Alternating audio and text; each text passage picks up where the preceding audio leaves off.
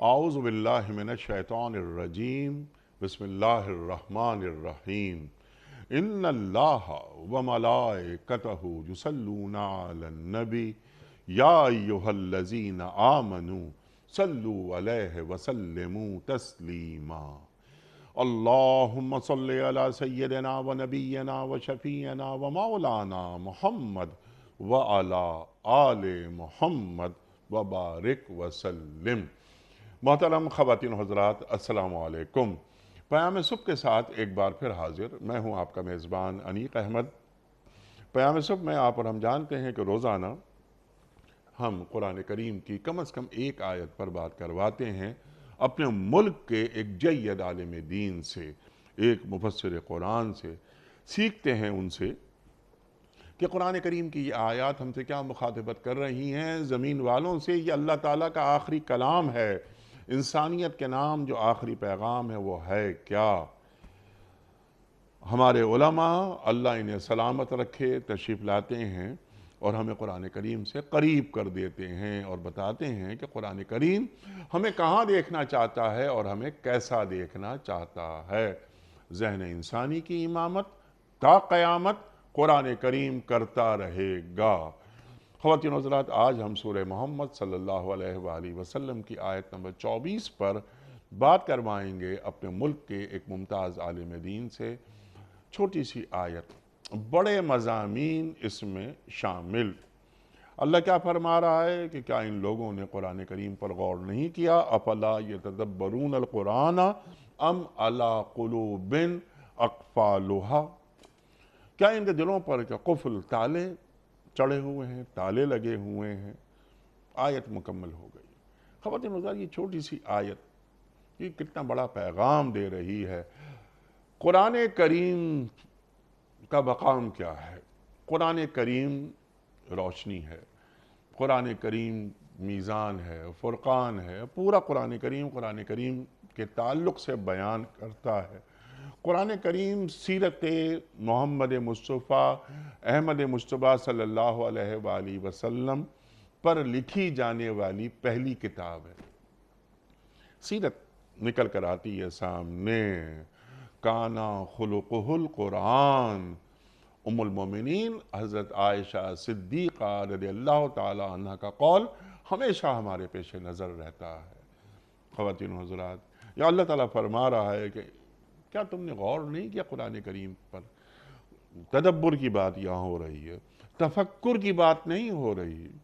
تدبر میں اور تفکر میں کیا فرق ہے، یہ بھی ہم ایک سوال رکھیں گے اپنے معزز مہمان کی خدمت میں۔ تدبر جس کی دعوت اللہ دے رہا ہے، کیا یہ دعوت عام ہے یا اہل دانش اولو الالباب محض جو اہل دانش ہیں ان سے کہا جا رہا ہے، یا تمام انسانیت سے مخاطبت ہو رہی ہے؟ یہ بھی ہم ایک سوال رکھیں گے۔ خواتین و حضرات، یہ ان کے دلوں پر قفل چڑھا ہوا ہے۔ جو تفکر تدبر نہیں کرتے، قرآن کریم پر غور نہیں کرتے، ان کے دلوں پہ تالے چڑھے ہوئے ہوتے ہیں۔ کیا یہاں تالے چڑھے ہونے سے مراد دلوں کا زنگ ہے؟ اگر یہ زنگ ہے تو پھر اس زنگ کو اتارا کیسے جاتا ہے؟ قرآن کریم پر تدبر کرنے سے ہمیں اپنی ذمہ داریوں کا بھی احساس ہوتا ہے۔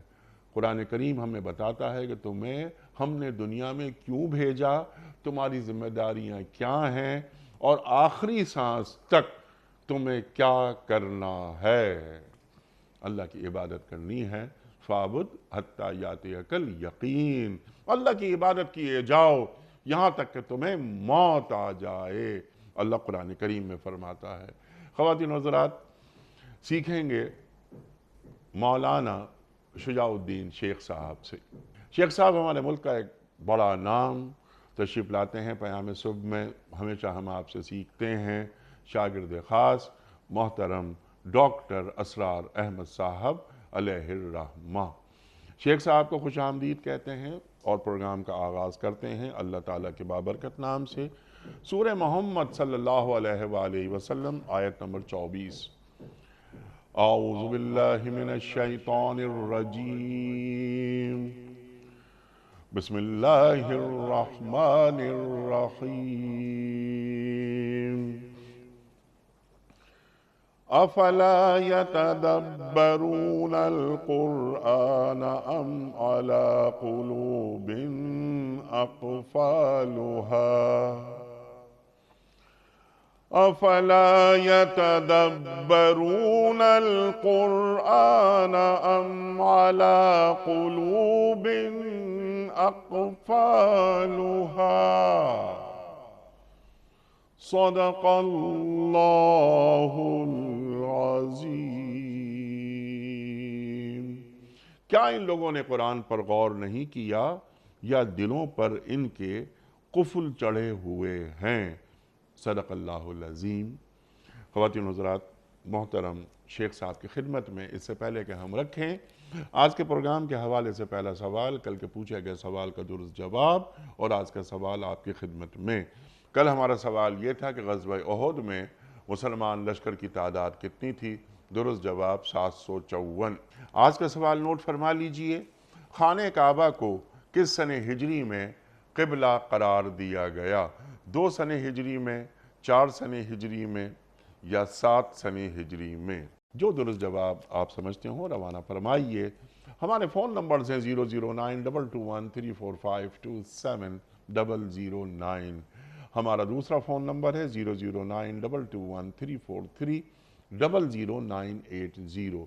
ہمارا ای میل ایڈریس ps@dunyatv.tv، ہمارا SMS کا نمبر 3031 اور ہمارا واٹس ایپ کا نمبر ہے 0092321825019 شیخ صاحب ارشاد فرمائیے۔ چھوٹی سی آیت اور قرآن کتنا بڑا موضوع، اللہ تعالیٰ کیا بیان فرما رہا ہے؟ سورہ محمد صلی اللہ علیہ وآلہ وسلم آیت نمبر 24 میں یہ دلوں کو زندہ کر دینے والی کتاب قرآن کے تعلق سے۔ بسم اللہ الرحمن الرحیم، اللہم صلی علی محمد وعلی آل محمد وبارک وسلم۔ انیس صاحب جزاک اللہ خیراً۔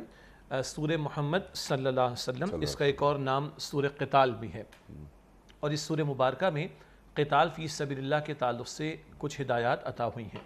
آپ اور ہم جانتے ہیں کہ ہجرت مدینہ کے فوراً بعد سورۃ البقرہ کا نزول ہوا اور اس میں قتال فی سبیل اللہ کے احکامات بھی آئے، اور کچھ ہی عرصے میں 2 ہجری میں بدر کا واقعہ بھی پیش آ گیا۔ جس طرح سورہ البقرہ میں قتال کے بارے میں ہدایات ہیں، سورہ محمد میں بھی قتال کے بارے میں آیات ہیں صلی اللہ علیہ وسلم۔ ہجرت کا معاملہ ہو، نبی اکرم علیہ السلام کی اطاعت کا معاملہ ہو، اللہ تعالیٰ کی راہ میں خرچ کرنے کا معاملہ ہو، یہ اللہ تعالیٰ کی راہ میں قتال کرنے کا معاملہ ہو، یہ چند امور منافقین پر بہت زیادہ بھاری تھے جن کا ذکر سورہ محمد میں بھی ہے صلی اللہ علیہ وسلم۔ تو میں چاہ رہا ہوں کہ وہ ریفرنس کانٹیکس بھی سامنے آ جائے۔ دوبارہ عرض کرتا ہوں، نبی علیہ السلام کی اطاعت، اسی طرح اللہ تعالیٰ کی راہ میں ہجرت کا معاملہ، اللہ تعالیٰ کی راہ میں انفاق کرنے کا معاملہ اور اللہ تعالیٰ کی راہ میں قتال کرنے کا معاملہ، یہ منافقین پر بہت زیادہ بھاری تھا، اور ان 4 باتوں کو زیادہ وضاحت سے قرآن حکیم نے سورۃ النساء میں بیان فرمایا ہے۔ اسی تسلسل میں سورہ محمد میں بھی صلی اللہ علیہ وسلم منافقین کی جو دنیا پرستی ہے اور دنیا کی محبت میں ڈوب جانے کی وجہ سے نبی صلی اللہ علیہ وسلم کی اطاعت سے فرار اختیار کرنا، راہ خدا میں قتال فی سبیل اللہ کا موقع اور تقاضا آئے تو بھاگ لینا، اس کیفیت کو ان منافقین کے حوالے سے سورہ محمد میں بھی بیان کیا گیا صلی اللہ علیہ وسلم۔ اب جو آیت کریمہ اس وقت زیر مطالعہ ہے، جہاں قرآن حکیم پر تدبر کی دعوت دی جا رہی ہے، اس ریفرنس ٹو دا کانٹیکس میں بڑا خوبصورت لنک ہے جو ہمارے سامنے آتا ہے، وہ یہ ہے منافقین کا معاملہ کیا ہے۔ قرآن کریم بتاتا ہے لم تؤمن قلوبہم، ان کے دل ایمان نہیں لائے۔ تو نفاق ضد ہے حقیقی ایمان کی۔ منافق کی زبان پر کلمے کا دعویٰ ہوتا ہے، اس کے دل میں ایمان نہیں ہوتا۔ تو ان کو بھی متوجہ کیا جا رہا ہے یہ نفاق کے مرض سے بچنے کے لیے حقیقی ایمان کا ہونا ضروری ہے، اور حقیقی ایمان کے حصول کی اولین سورس یہ قرآن حکیم ہے۔ اگر قرآن حکیم سے ان کا زندہ تعلق ہو، ہمارے لیے بھی رہنمائی بات کر لیں گے جنرلائز کر کے، اگر قرآن کریم کے ساتھ زندہ تعلق ہو، طلب اور تڑپ کے ساتھ تعلق ہو، قرآن حکیم پر غور و فکر کا اہتمام کیا جائے، تو یہ قرآن ایمان میں اضافے کا باعث بنتا ہے۔ وہ جو سورہ انفال کی آیت نمبر 2 میں بات آتی ہے اذا تلیت علیہم آیاتہ زادتہم ایمانا، جب جب ان کے سامنے اللہ تعالیٰ کی آیات کی تلاوت کی جاتی ہے تو ان کے ایمان میں ان کے اضافہ ہو جاتا ہے۔ تو ان منافقین کو بھی اس ریفرنس ٹو دا کانٹیکس میں متوجہ کیا جا رہا ہے، یہ جو تم دنیا پرستی کی برائی میں مبتلا ہو کر آخرت کو فراموش کر بیٹھے ہو اور ایمان کے تقاضوں سے فرار اختیار کر رہے ہو، اس کی بنیادی وجہ تمہارے اندر ایمان حقیقی کا نہ ہونا۔ تم دعوے ایمان کی کرتے ہو، عمل اس کے برعکس ہے۔ تو ان کو بھی قرآن کریم پر غور و فکر کی دعوت دی جا رہی ہے۔ اس تناظر میں ہمارے لیے بھی رہنمائی موجود ہے، آگے ہم بات کریں گے انشاءاللہ تعالی۔ ہمارا بھی ایمان کی جو کمزوری کا معاملہ ہے اس کو بھی بڑھانے کی ضرورت ہے، اور اس کے لیے اولین سورس اور بھی ذرائع ہیں۔ اولین سورس خود اللہ تعالیٰ کی کتاب قرآن حکیم ہے کہ جس پر تدبر کیا جائے، غور و فکر کیا جائے، شعور کے ساتھ اس کا مطالعہ ہو، توجہ اور طلب و تڑپ کے ساتھ اس سے تعلق قائم کیا جائے، تو یہ قرآن پاک ایمان میں اضافے کا باعث بنتا ہے۔ وہ ایمان جو شعوری قلبی ایمان ہوا کرتا ہے، یہ اور نفاق ایک دوسرے کی ضد ہیں۔ تو اس کانٹیکس میں منافقین کو بھی غور و فکر کی دعوت دی جا رہی ہے۔ البتہ آپ کی اجازت سے آگے ہم بڑھیں گے تو ہم اس پر عموم کے اعتبار سے کلام کریں گے کہ آج امت کی ایمانی کیفیات کہاں کھڑی ہیں، اور امت قرآن کریم کے تعلق سے کتنا مدبرانہ تعلق قرآن کریم سے رکھتی ہے، اس پر بھی ہم بات کروائیں گے۔ لیکن میں نے انٹرو میں ایک بات رکھی تھی، ایک سوال اٹھانے کی کوشش کی تھی کہ تدبر کی بات ہو رہی ہے، یہاں تفکر کی بات نہیں ہو رہی۔ تدبر اور تفکر میں شیخ صاحب کوئی فرق ہے؟ جی، اور آپ کی اجازت سے قرآن حکیم تدبر، تفکر اور تذکر بھی استعمال کرتا ہے، تو ہم تذکر کو بھی شامل کر لیں گے انشاءاللہ تعالی۔ اچھا، ایک مقام بڑا دلچسپ ہے قرآن حکیم کا جہاں اللہ تعالیٰ تدبر اور تذکر کو ایک مقام پر لے کر آئے۔ سورہ صاد آیت نمبر 29 ہے، سبحان اللہ، کتاب انزلناہ الیک مبارکن، اے نبی علیہ السلام ایک برکت والی کتاب ہم نے آپ پر نازل کی ہے، لیدبروا آیاتہ، تاکہ لوگ اس کی آیات میں تدبر کریں، ولیتذکر اولو الالباب، اور اولو الالباب عقل والے اس پر غور و فکر کریں۔ تذکر کا ترجمہ میں غور و فکر کر رہا ہوں۔ تو ایک مقام یا نصیحت لیں، نصیحت، بالکل نصیحت بھی ہے، یہ غور و فکر بھی ہے، یاد دہانی بھی ہے۔ اسی لیے بڑا پیارا آپ کی طرف سے جملہ آیا، قرآن حکیم کے کئی نام اسی ذکر سے متعلق ہیں، یاد دہانی، نصیحت، الذکر، ذکرہ، تذکرہ، یہ سب قرآن پاک کے نام ہیں اور یہ ذکر ہی سے ڈرائیو ہوئے ہیں۔ تو تدبر اور تذکر کو اللہ ایک مقام پر لے کر آیا ہے سورہ صاد کی آیت نمبر 29 میں۔ ایک فرق کیا گیا ہے، ظاہری بات ہے قرآن حکیم پر غور و فکر کے بھی تو لیولز ہوں گے نا، ہر ایک اپنے فہم کے مطابق، اپنے ظرف کے مطابق، اپنے حالات سے جو اس کو تجربات و مشاہدات ہوئے، اپنی فیلڈ اور اپنے لیول آف نالج کے مطابق اس سے کچھ اخذ کرنے کی کوشش کرے گا۔ تو ایک قرآن حکیم پر سرسری غور و فکر ہے، کم از کم اس کے لیے اگر ترجمے کا بیریئر ہٹ جائے، جو ایک بدو کو تو ایج حاصل تھی جب قرآن پاک نازل ہو رہا تھا، اس کو عربی آتی تھی، اس کو بھی قرآن کہتا ہے افلا ينظرون الى الابل كيف خلقت والى السماء كيف رفعت والى الجبال كيف نصبت والى الارض كيف سطحت، کیا یہ دیکھتے نہیں اونٹ کو اللہ نے کیسے بنایا ہے، آسمان کو نہیں دیکھتے کیسے بلند فرمایا، پہاڑ نہیں دیکھتے کیسے جما دیے، زمین نہیں دیکھتے کیسے بچھا دی۔ بدو کے لیے ٹرانسلیشن کا بیریئر نہیں تھا، اس کو عربی آتی تھی، تو اس نے سمجھ لیا، بدو کو خوب معلوم تھا کہ اونٹ کیا شے ہے صحرا کے اندر، سامنے پہاڑ، اوپر آسمان، نیچے زمین دیکھ رہا ہے، وہ خدا کو پہچان گیا تھا۔ ہاں، آج کا کوئی سائنٹیفک مائنڈ سیٹ رکھنے والا انسان ہوگا تو وہ میریکلز ان دا کیمل پوری کتاب لکھ دے گا، وہ پہاڑوں کے اندر پیئرز بھی تلاش کر لے گا، وہ آسمانوں کی بلندیوں میں آج غور و فکر کرے گا تو شاید وہ ایکسپینڈنگ یونیورس تک بھی پہنچا ہوا ہوگا، وہ بچھی ہوئی زمین کے پوشیدہ خزانوں اور ظاہر ہو جانے والے خزانوں اور اس کی جو اللہ نے بہت خوبصورت ڈسٹنس رکھا ہے سورج کے ساتھ، آکسیجن کی مقدار وغیرہ وغیرہ، اس پر غور کرے گا، وہ اپنے انداز سے اس سے کچھ اخذ کرے گا۔ تو ایک سادہ فرق یہ کیا گیا، ایک ہے قرآن حکیم پر سرسری غور و فکر اور ایک ہے قرآن حکیم پر گہرا غور و فکر۔ اس گہرے غور و فکر میں اس کا ادبی پہلو بھی آئے گا، اس کے فقہی مسائل کا پہلو بھی آئے گا، اور کوئی سائنٹیفک مائنڈ سیٹ رکھنے والا ہوگا تو اس اپنی پری نالج کی بیسس پر قرآن حکیم کی کچھ آیات کو اپریشیٹ کر لے گا۔ کوئی فائنینس کی سائٹ سے ہوگا تو وہ البقرہ کی 282 کو زیادہ اپریشیٹ کرے گا جہاں لکھت پڑھت کی بات آتی ہے قرض کے معاملات کے اعتبار سے۔ تو ایک ہے تذکر، ایک ہے تدبر، ایک ہے قرآن حکیم پر سرسری غور و فکر کا معاملہ، ایک ہے قرآن حکیم کی گہرائی میں اتر کر کچھ علم و حکمت کے موتی تلاش کرنے کی بات۔ رہا تفکر کا پہلو، تفکر کا ایک سادہ مفہوم یہ بیان کیا گیا، کسی ایک شے کو سامنے رکھ کر کسی ایک دوسری شے سے استفادہ کرنا اور کسی نتائج پر پہنچنا۔ مثال کے طور پر اللہ کا یہ کلام ہمیں غور و فکر کی دعوت دیتا ہے۔ سورہ آل عمران آیت نمبر 190 میں ان فی خلق السماوات والارض واختلاف اللیل والنہار لآیات لأولی الالباب الذین یذکرون اللہ قیاما وقعودا وعلی جنوبہم ویتفکرون فی خلق السماوات والارض ربنا ما خلقت هذا باطلا سبحانک فقنا عذاب النار۔ آسمان و زمین کی تخلیق میں، رات دن کے بدلتے انتظام میں عقل مند لوگوں کے لیے نشانیاں ہیں جو کھڑے بیٹھے اور اپنی کروٹوں پر اللہ کا ذکر کرتے اور آسمان اور زمین کی تخلیق میں تفکر کرتے ہیں، اور کیا نتیجہ نکالتے ہیں؟ ربنا ما خلقت هذا باطلا، اے ہمارے رب یہ سب تو نے بیکار پیدا نہیں کیا، سبحانک تو اس بات سے پاک ہے کہ بیکار کسی شے کو پیدا کرے، فقینا عذاب النار ہمیں آگ کے عذاب سے بچا لے۔ حاصل یہ ہے قرآن حکیم بندوں کو اس کائنات پر غور و فکر کی دعوت دیتا ہے۔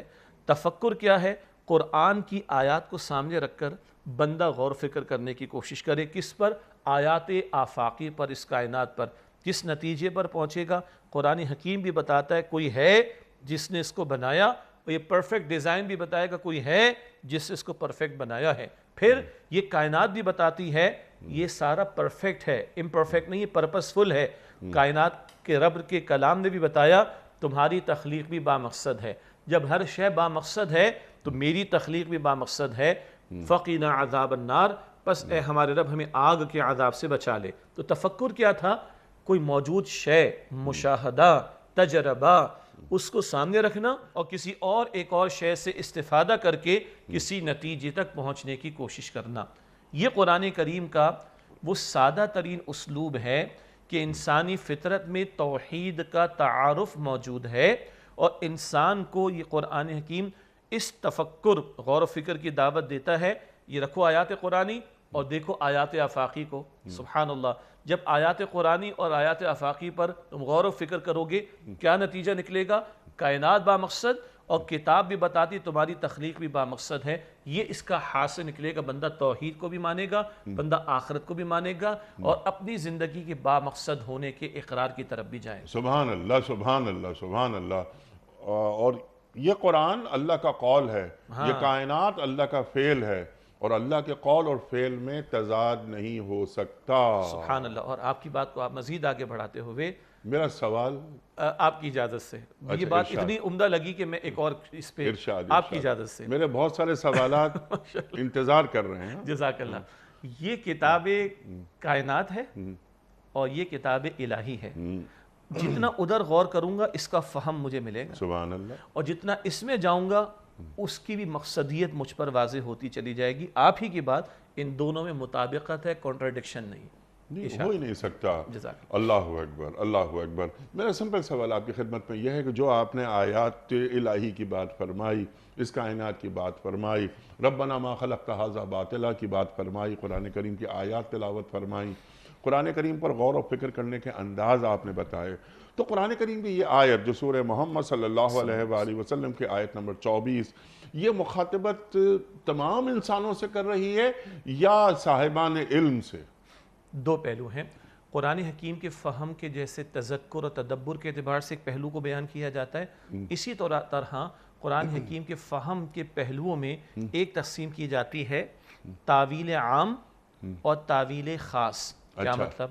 قرآن حکیم کا نزول ہو رہا ہے، بلکہ یہ کہیے کہ نزول کا وقت جاری ہے، بدر کا معاملہ پیش آتا ہے، بدر کے معاملے کے دوران میں اللہ تعالیٰ اس کو یوم الفرقان قرار دیتا ہے، ایمان والوں کو فتح عطا فرماتا ہے۔ مال سامنے آ گیا، کیا کریں؟ سوال آ گیا، یسألونک عن الانفال، سورہ انفال کی پہلی آیت، اے نبی انفال کے بارے میں سوال کرتے ہیں صلی اللہ علیہ وسلم، پہلے فرمایا سب اللہ اور اللہ کے رسول کا ہے، اور آیت نمبر 45 میں بتا دیا مجاہدین کا اتنا اور بیت المال کا اتنا، اینڈ سو آن۔ یہ ایک سوال اٹھا اور جواب عطا ہوا۔ آئندہ قیامت تک جب بھی شرعی تقاضے پورے ہوں اور مسلمان قتال کریں گے اور مالی غنیمت ان کو میسر آئے گا تو اسی حکم پر عمل درآمد کیا جائے گا. اس کو کہا جاتا ہے تعویل عام. تو ایک جس کو ہمارے ناظرین بھی جانتے ہیں, ایک ایک شان نزول کے پس منظر میں آیت کا نزول, فلاں موقع فلاں سوال آیا, فلاں سچویشن آئی, رہنمائی آ گئی, یہ تعویل خاص ہے, اس وقت یہ ہوا تھا. آج اسی طرح کے حالات آئیں گے تو اسی حکم کو اپلائی کیا جائے گا.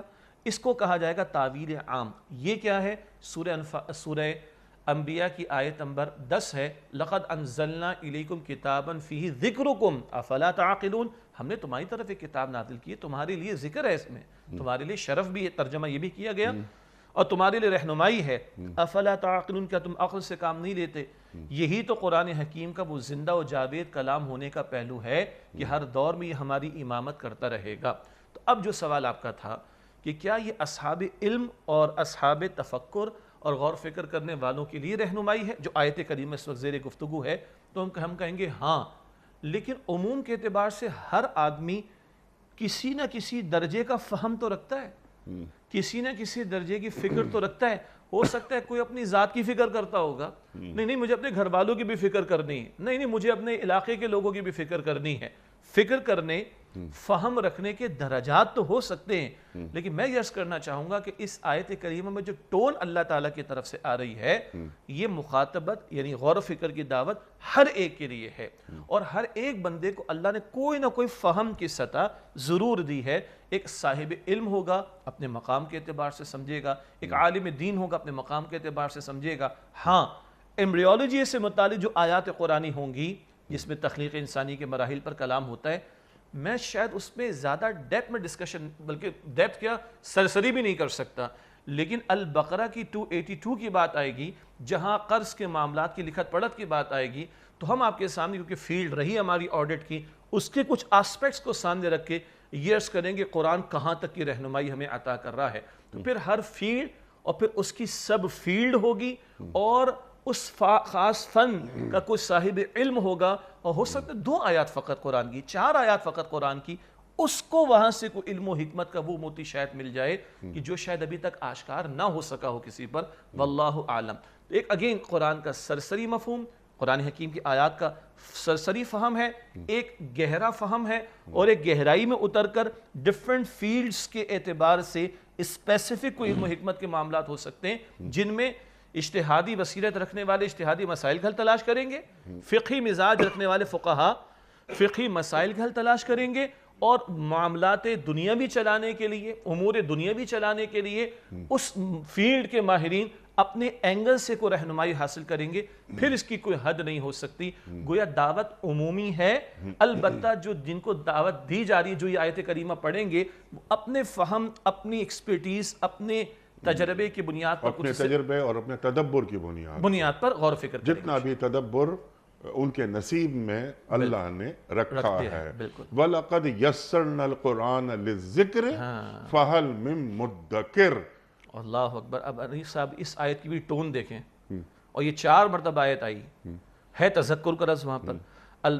سورۃ القمر کی آیت 17 ہے, 22 ہے, 32 ہے اور 40 ہے, اور لام اور قد کے ساتھ اللہ فرما رہے ہیں وَلَقَدْ, لام بھی تاکید کے لیے, قد بھی, یقیناً بالضرور ہم نے اس قرآن کو ذکر کے لیے, نصیحت کے لیے, جو آپ نے بھی فرمایا تھا, ترجمہ یاد دہانی کے لیے آسان کر دیا.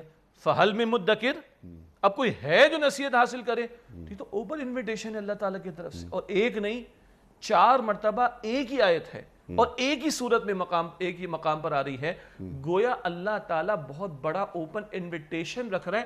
اب ہم جو سن رہے ہیں اس آیت کریمہ کو, اور ترجمہ بھی سن رہے ہیں, ہم اپنے آپ سے پوچھیں کہ میں اللہ کی اس انویٹیشن پر کیا لبیک کہنے کے لیے تیار ہوں؟ ٹو اسٹارٹ ود میں تذکر پر ہی آنے کی بات کر لوں, ٹو اسٹارٹ ود میں ٹرانسلیشن اور تھوڑی تشریح کے ذریعے ہی فہم قرآن کے آغاز کی طرف آ جاؤں, تو میں قسم اٹھا کر کہوں کوئی وقت آئے گا لگے گا یہ آیت شجاع الدین شیخ یہ تمہارے لیے ہے, اور یہ آج تمہارے لیے ہے, اور آج جسٹ رائٹ ناؤ اس شام میں آج یہ تمہارے لیے ہے, اور یہ فی ذکرکم, یہ تمہارا ذکر ہے, اس میں یہ تمہارے لیے رہنمائی اس قرآن حکیم میں ہے. اور پھر بندہ جس کو ہم کہتے ہیں جتنا گڑ ڈالیں گے اتنا میٹھا ہوگا، جتنا وہ اور طلب اور تڑپ کے ساتھ آگے بڑھے گا، فہم کہ اللہ تعالیٰ مختلف گوشے جو اللہ نے اس کے نصیب میں معین فرما دیے اللہ عطا فرماتا چلا جائے گا، تا آ کے حضور فرماتے صلی اللہ علیہ وسلم لا یشبہ منہ العلماء، علماء کبھی قرآن حکیم سے سیر نہیں ہوں گے، کوئی دعویٰ نہیں کر سکتا کہ میں نے فلاں صورت کے سمجھنے کا حق ادا کر دیا اور بس وہ بس کیا قیامت آ جائے گی مگر کوئی بس کہہ نہیں سکے گا۔ سبحان اللہ سبحان اللہ۔ امام فخر الدین رازی اللہ اکبر کیا فرماتے ہیں کہ قرآن کریم کی بعض آیات پر مجھے 80 مرتبہ رکنا پڑا، اللہ اکبر۔ تفسیر کبیر اس کے بعد سامنے آتی ہے، اللہ اکبر۔ اور اس تفسیر کبیر میں بھی انیس صاحب آپ کی اجازت سے بعض مقامات پھر بھی امام رازی فرماتے ہیں، ڈاکٹر صاحب ہمارے استاد محترم ڈاکٹر اسرار صاحب بھی فرماتے تھے سورہ حدید کے بعض مقامات کہ امام رازی بھی کہتے ہیں اچھی طرح جان لو یہ مقام بڑا ہی گہرا ہے، بہت ہی گہرا ہے، انتہائی گہرا ہے، ہم نہیں پہنچ سکتے اس کو، اس تفسیر کبیر میں بھی وہ لکھنے پر مجبور۔ سبحان اللہ سبحان اللہ۔ تو وَلَقَدْ يَسَّرْنَا الْقُرْآنَ لِلذِّكْرِ فَهَلْ مِن مُدَّكِرٍ کی بات ہو گئی۔ اب آئیے قرآن کریم کو ہم نے بہت ہی آسان بنا دیا نصیحت کے لیے، ہے کوئی جو آ کر نصیحت حاصل کرے، لیکن قرآن کریم یہ بھی تو فرما رہا ہے نا کہ فَاسْأَلُوا أَهْلَ الذِّكْرِ إِن كُنتُمْ لَا تَعْلَمُونَ، سوال کرو اہل ذکر سے اگر تم نہیں جانتے۔ مشکل مقامات جو آپ فرما رہے تھے تو مشکل مقامات جسے ہم کہتے ہیں مشکلات القرآن، جو کتابیں ہیں بڑی بڑی اس موضوع پر، تو ان کے پاس جو اہل علم آپ جیسے ان کے پاس جا کر آدمی سیکھے، تدبر کرے تاکہ وہ نتائج پر غور کرنے کی اہلیت کا حامل ہو جائے، ہو سکے۔ جزاک اللہ خیر۔ بس ایک آپ کی اجازت سے اور ہمارے ناظرین کے سامنے ہمیں یہ کہنے میں کوئی حجاب نہیں ہے، ہم بھی سیکھنے والوں میں سے بخدا، یعنی آج یہاں بیٹھ کر بات کر رہے ہیں تو یہ کوئی ہمارا کوئی اس میں کچھ نہیں ہے، محض اللہ کا فضل ہے اور ہمارے بزرگ اور اسلاف سے جو ہم نے سیکھا وہی ہم پریزنٹ کر رہے ہیں، اور بہت سے مقامات پر ہمیں بھی معلوم نہیں ہوتا۔ پھر وہی بات فَاسْأَلُوا أَهْلَ الذِّكْرِ إِن كُنتُمْ لَا تَعْلَمُونَ، اہل ذکر سے پوچھو جو علم رکھتے ہیں اگر تمہیں معلوم نہ ہو۔ اور انیس صاحب یہ آج کا دور ہے، اللہ میری ہم سب کی حفاظت فرمائے، ہر سوال کا جواب دینا مسٹ ہے بھائی، کچھ بھی دے دو، یہ کچھ بھی دے دو کر کے ہم اپنی جان پھنسا نہیں سکتے آخرت کے اندر۔ ہم صحابہ کرام کو دیکھتے ہیں رضی اللہ تعالی عنہم اجمعین، کتنی مرتبہ ان کے سامنے سوال آتا ہے، کئی صحابہ فرماتے ہیں لا ادری مجھے معلوم نہیں فلاں سے پوچھو، لا ادری مجھے معلوم نہیں فلاں سے پوچھو۔ غالب امام مالک سے 40 سوالات ہوئے، 4 کے جواب دیے، 36 کے نہیں دیے، 90% کے نہیں دیے، تو کسی نے کہا کچھ تو کہہ دیں، بولا میں کچھ کہہ کے کہ اپنی عاقبت کو خراب کروں۔ اللہ اکبر کبیرہ۔ بہرحال اللہ ہم سب کو ہر طرح کے فتنے سے بچائے۔ بجا آپ نے فرمایا کہ فَاسْأَلُوا أَهْلَ الذِّكْرِ إِن كُنتُمْ لَا تَعْلَمُونَ، اور یہ آسان طریقہ ہے، میں ایک فیلڈ میں انٹر ہوتا ہوں تو اس کی ایکسپرٹیز رکھنے والوں سے رابطہ رکھتا ہوں نا، انہی سے سیکھتا ہوں۔ اسی طرح جن کو اللہ تعالیٰ نے فضل فرمایا، توفیق عطا فرمائی، فہم قرآن میں ان کو اللہ نے زیادہ ایکسپرٹیز عطا فرما دی، صلاحیت عطا فرما دی، تو میں ری انوینٹ دا ویل نہ کروں، ان لوگوں سے معلوم کروں۔ خاص طور پر جیسے آپ نے ایک اصطلاح استعمال کی ہمارے ناظرین کے لیے، اس کو آسان بھی ہم کر دیں، مشکلات القرآن، یعنی ناظرین کرام وہ مقامات جہاں ہمارے مترجمین کو ترجمہ کرنے میں بڑی مشقت پیش آتی ہے، دقیق مسائل ہوتے ہیں، یا کسی مقام پر تفسیر کرنے میں آراء ایک سے زائد ہوتی ہیں، صحابہ کرام میں ہوتی ہیں رضی اللہ تعالی عنہم اجمعین، اس کو کہا جاتا ہے مشکلات القرآن۔ تو بہتر ہے کہ جو ایکسپرٹیز رکھتے ہیں ان کی طرف اس کو ریفر کیا جائے۔ ہاں ہمیشہ یاد رہے اہم ترین معاملہ اخلاص نیت اور طلب کا بھی ہے، ورنہ میں ابھی کہنے لگا تھا اور کہہ بھی دوں گا کہ عربی سے بھی شغف اگر ہمیں ہو، عربی زبان بھی کسی درجے میں سیکھیں تو فہم قرآن کے اندر بہت زیادہ معاونت ملے گی۔ لیکن اس سب کہنے کے ساتھ میں ابو لہب کی مثال یہاں رکھ دوں۔ ابو لہب چچا ہے نبی صلی اللہ علیہ وسلم کا، قریش میں سردار ہے، اور کیا اس کی عربی تھی، اس کی بیوی تو شاعرہ تھی جو حجو کرتی تھی، نبی صلی اللہ علیہ وسلم کے شان میں گستاخی، نبی صلی اللہ علیہ وسلم کے خلاف معاذ اللہ ایسے اشعار کہتی جس میں گستاخی کا پہلو ہوا کرتا تھا۔ ہم کئی برس لگا کر بھی اتنی عربی تو نہیں سیکھ سکتے جتنی ابو لہب کو آتی تھی، اور اس کی اپورچونٹی کیا تھی، محمد مصطفیٰ صلی اللہ علیہ وسلم قرآن سنا رہے اور اس کی زبان میں سنا رہے، لیکن دل کا سوئچ آف ہے تو اس کو سورہ لہب ملی ہے۔ اور سلمان فارس سے چلے رضی اللہ عنہ، سوئچ آن ہے، وہ جو باطل معاملات تھے، شرکیہ معاملات تھے، آتش پرستی کا شرک تھا، مزاج نے، طبیعت نے، فطرت نے قبول نہ کیا، تلاش میں رہے، ایک راہب، دوسرا، تیسرا، چوتھا، آخری راہب کہتا ہے جاؤ کھجور والی زمین میں جہاں محمد مصطفیٰ صلی اللہ علیہ وسلم کا آخری رسول کا ظہور ہوگا. وہ تو عجمی ہے, نان عرب ہیں, سوئچ آن ہے انیس صاحب, پہنچے ہیں, اور اللہ نے ایسا پہنچایا کہ اللہ کے رسول علیہ السلام نے فرمایا کہ سلمان تو ہمارے اہل بیت میں شامل ہیں. تو سوئچ کا آن ہونا, یہ طلب اور تڑپ کا ہونا بھی لازمی تقاضا ہے. عربی بھی سیکھیں گے, اہل علم سے رابطہ بھی رکھیں گے, مگر اللہ سے ہدایت کی دعا مانگنا اور فتنے سے اللہ محفوظ رکھے اس کی دعا کرنا, اور طلب اور تڑپ مستقل ہونا, یہ پری ریکویزٹ ہے اس فہم قرآن کے آغاز اور مستقل اس میں آگے بڑھنے کے. سبحان اللہ, سبحان اللہ. حضرت سلمان فارسی کی آپ نے بات فرمائی, اور صحابہ کا مقام اور صحابہ کا کردار, اللہ اکبر, اللہ اکبر. ایک حق کی طرف ایک تڑپ اور ایک طلب لے کر آ رہی ہے. اب یہ ہم ایک مسلمان کی حیثیت سے, اہل ایمان یعنی مومن کی حیثیت سے, ہم جب قرآن کریم کی اس آیت کو پڑھتے ہیں, سورہ محمد صلی اللہ علیہ وآلہ وسلم, آیت نمبر 24, کہ یہ قرآن کریم پر یہ لوگ غور نہیں کرتے. کیا اگر یہ غور کرتے تو انہیں بہت سی چیزیں حاصل ہو جاتی یقیناً. کیا ان کے دلوں پر قفل چڑھے ہوئے ہیں؟ یہ دلوں پر قفل کیسے چڑھتے ہیں, یہ قفل کیسے کھولے جاتے ہیں, اور تدبر قرآن, تفکر قرآن سے اللہ تعالی ہمیں کن کن نعمتوں سے نواز دیتا ہے.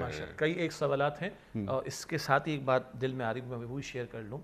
یعنی ایک تو ہم نے واقعات ذکر کیے ہیں نبی علیہ السلام کے دور کے, سلمان فارسی رضی اللہ تعالیٰ عنہ کا.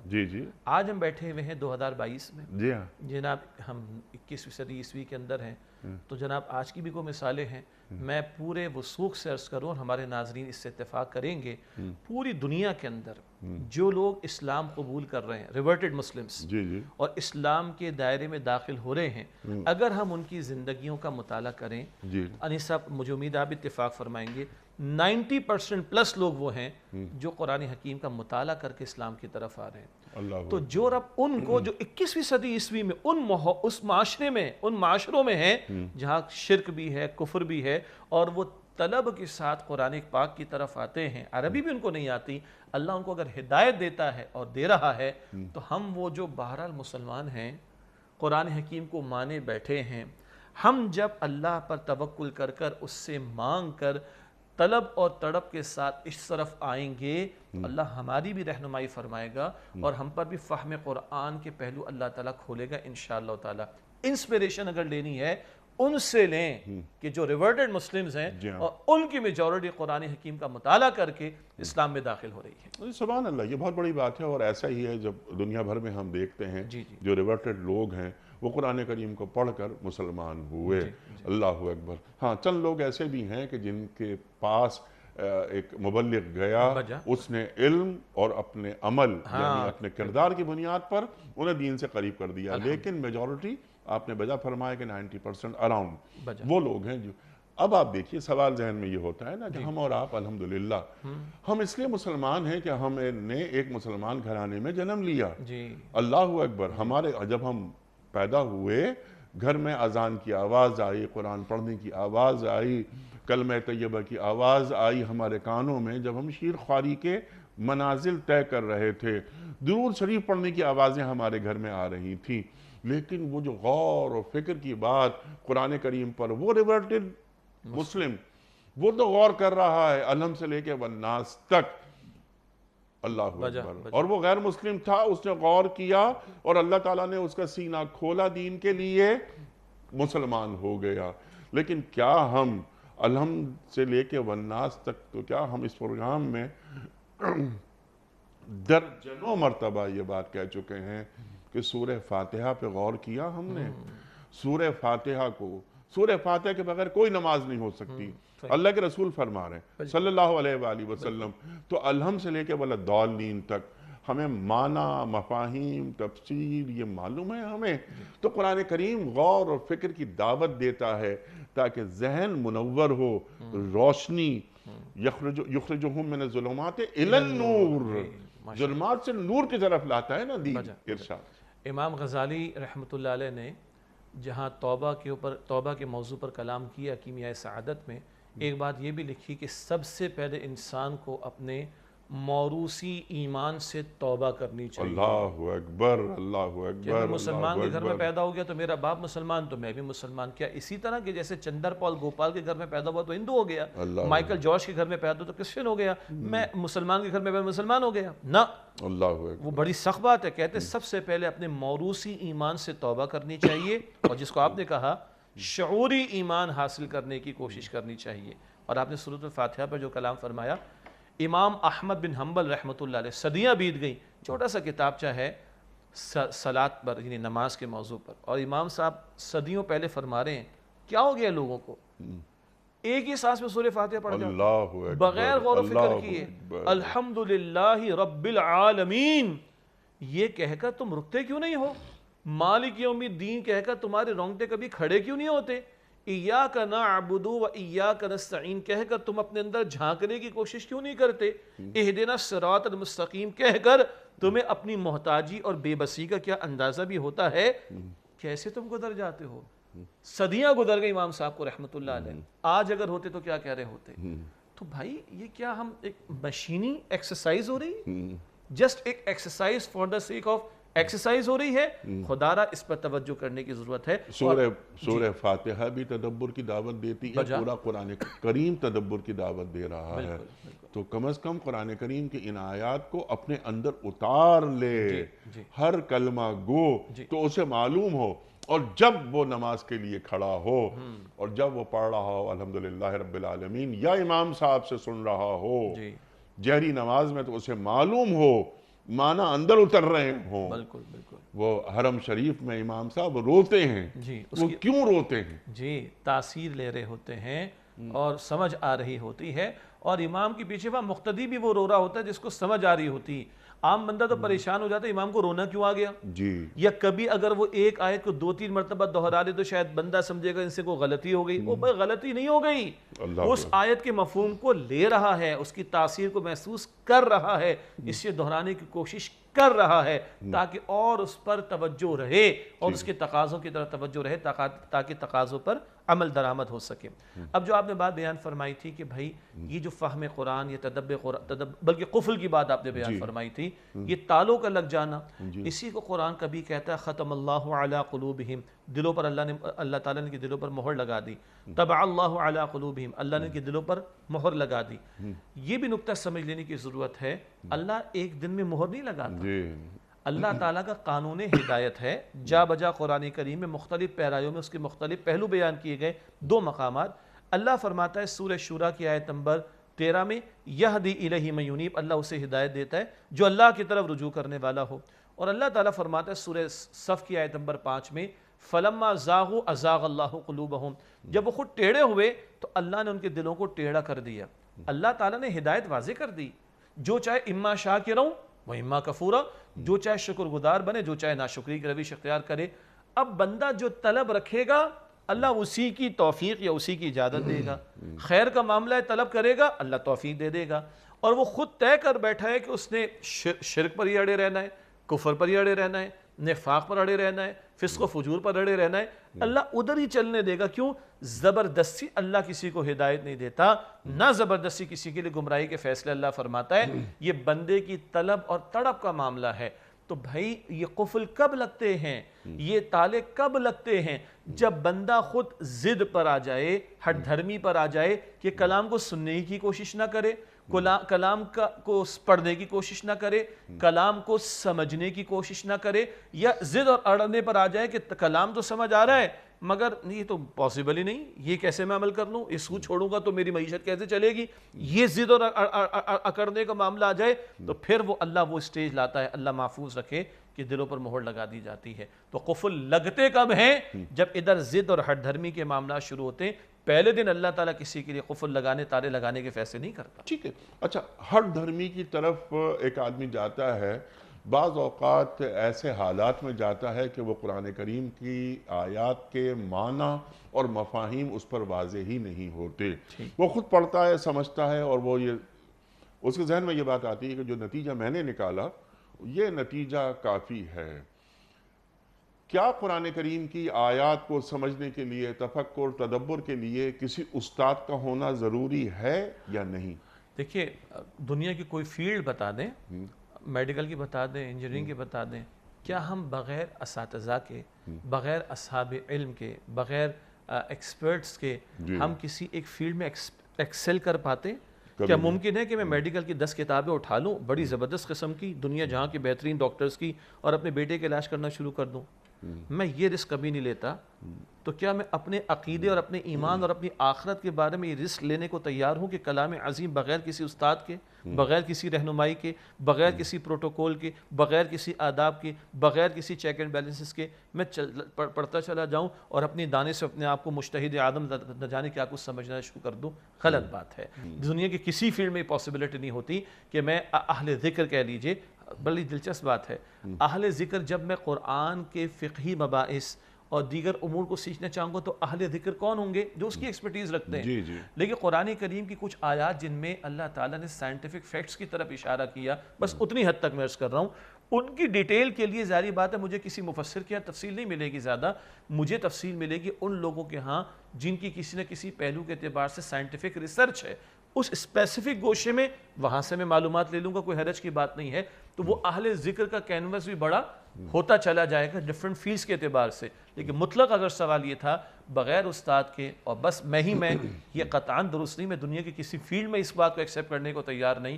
تو اپنے ایمان اور اپنے عقیدے اور اپنے آخرت کے بارے میں کیا میں ایسا رسک لینے کو تیار ہو جاؤں؟ میں خود اپنے آپ سے سوال کروں تو یہ طرز عمل غلط ہوگا. سبحان اللہ سبحان اللہ. اور ایک چیز اگر میری سمجھ میں نہیں آئی تو میں نتیجہ برآمد کر کے اس کو بند نہ کر دوں، جیسے ہم دنیا بھر میں یہ کام کرتے ہیں کہ ہم کسی اور استاد کے پاس جاتے ہیں. اگر یہ چیز میری سمجھ میں نہیں آئی، وہ فزکس کی ہو، کیمسٹری کی ہو، بایولوجی کی ہو، مائکرو بایولوجی کی ہو، وغیرہ وغیرہ وغیرہ، تو قرآن کریم کو سمجھنے کی ایک تو کوشش جی بالکل کرنی چاہیے. بجا کم از کم 3 آیات پر روز غور کیا جائے، بجا روز تدبر کیا جائے. جی ٹو ڈوز کے حوالے سے آپ ہمیں بتائیں گے. ابھی میں سوال رکھوں گا آپ کی خدمت میں کہ یہ آیت نمبر 24 ہے سورہ محمد صلی اللہ علیہ وآلہ وسلم کی. اس سے ہم نے سیکھا کیا؟ کرنے کے کام کیا ہیں؟ ہمارے گھروں میں اس پر عمل کیوں نہیں ہو رہا؟ کیا فرد کی حیثیت سے میں غور فکر کر رہا ہوں، تدبر کر رہا ہوں قرآن کریم پر؟ کتنے گھروں میں ہو رہا ہے؟ ہم اپنے اطراف میں دیکھتے ہیں نا، اپنے گھروں میں اپنے کزنس وغیرہ ایکسٹینڈڈ فیملی کہ وہاں کہیں قرآن کریم پر غور ہو رہا ہے یا گفتگو میں قرآن کریم ہے یا گھر میں داخل ہوں تو آئیے آج قرآن کریم کی اس آیت کو کھولتے ہیں. تم بتاؤ تم بتاؤ تم بتاؤ. کیا قرآن کریم یعنی ترجیحات میں کوئی چیز ہوگی تو گفتگو میں آئے گی نا. محبوب گفتگو میں آتا ہے. کیا قرآن اللہ محبوب ہے ہمارا؟ اور کیا ہماری ترجیحات میں ترجیح اول ہے وہ؟ اور آپ کی بات کو مزید آگے بڑھاتے ہوئے آیت کا انداز کیا ہے؟ اللہ کا کلام ہے نا، وہ فرما رہا ہے افلا یتدبرون القرآن، کہ یہ قرآن میں غور و فکر نہیں کرتے؟ ام علی قلوب اقفالها، کہ ان کے دلوں پر قفل یعنی تالے لگ گئے ہیں. اللہ سوال کر رہا ہے جی، اور اللہ کا سوال کرنا ہلا دیتا ہے بندے مومن کو کہ کل اللہ پھر اس کے بارے میں مجھ سے سوال کرے گا کہ اس نے الرحمن علم القرآن، اپنی رحمانیت کے طفیل یہ کلام عظیم عطا فرمایا. تمہارے پاس اس کے لیے وقت نہیں تھا. دنیا جہاں کا ڈسکشن، ہاں مجھے سیاست کی الف بے نہیں آتی مگر شاید میں اپنی دانش میں مجھ سے بڑا کوئی پولیٹیشن یا یوں کہیے کہ سیاسی تجزیہ گار کوئی نہیں. یہ تو سیاست پہ تو ہما شما گفتگو کر رہا ہے نا کہ کانسٹیٹیوشن پہ کیا میں بات کر سکتا ہوں پاکستان کے؟ میں جورسٹ ہوں، نہیں کر سکتا. یا میں فزسسٹ ہوں، نہیں کر سکتا. میں مائکرو بایولوجسٹ نہیں ہوں، میں نہیں کر سکتا. لیکن قرآن کریم کے علم کے بغیر، سیکھے بغیر، استاد کے پاس جائے بغیر میں کیسے قرآن کریم پہ بات کر لیتا ہوں؟ یہی کتاب رہ گئی بس. یعنی انا للہ و مجھے اجازت دیجئے، تختہ مشق بنانے کے لیے یہی کلام رہ گیا ہے. دنیا کی ہر فیلڈ میں کبھی اجازت نہیں دیتا کسی دوسرے کو بولنے کی. میں لیٹ سے اگر ڈاکٹر ہوں تو میں کبھی اجازت نہیں دوں گا ایک انجینئر میری فیلڈ کے بارے میں ڈسکشن کرے. اللہ کا کلام ہی رہ گیا. اللہ اس پر تدبر کرے، اس پر غور کرے، اس مقام تک پہنچے جہاں بات کی جا سکتی ہو. ایک تو یہ پیغام بھی آپ نے یہ دے دیا. ٹو ڈوز کی بات. ایک بات اور ذہن میں آئی، آپ نے کلام کا ذکر کیا نا. میر کا کلام بات نہیں کر سکتے، غالب کا کلام بات نہیں کر سکتے. اقبال بھئی ذرا اقبال پہ بات کریں کہ ان سے بات نہیں کر سکتے. آپ نیچے چلے آئیں پورا، یعنی آپ یہ منیر نیازی اور جان ایلیا تک آ جائیں. نہیں جانتے ہم بات نہیں کر سکتے. جی تو یہ میر غالب، اقبال، انیس، سودا، مصفی، جان ایلیا، منیر نیازی نہیں، یہ اللہ کا کلام ہے. جب آپ ان کے کلام پہ بات نہیں کر سکتے تو پھر اللہ کے کلام پہ کیسے بات کر رہے ہیں؟ بلا تدبر، بلا تفکر، بلا تذکر. اللہ اکبر، اللہ اکبر. شیخ صاحب، لاسٹ 2 منٹس، 2 ڈوز ارشاد. پہلے تو ہم محسوس کریں اللہ کے سوال کی جو ٹون کا انداز ہے. اللہ ہم سے گویا کہ کہہ رہا ہے کہ تم غور نہیں کرتے.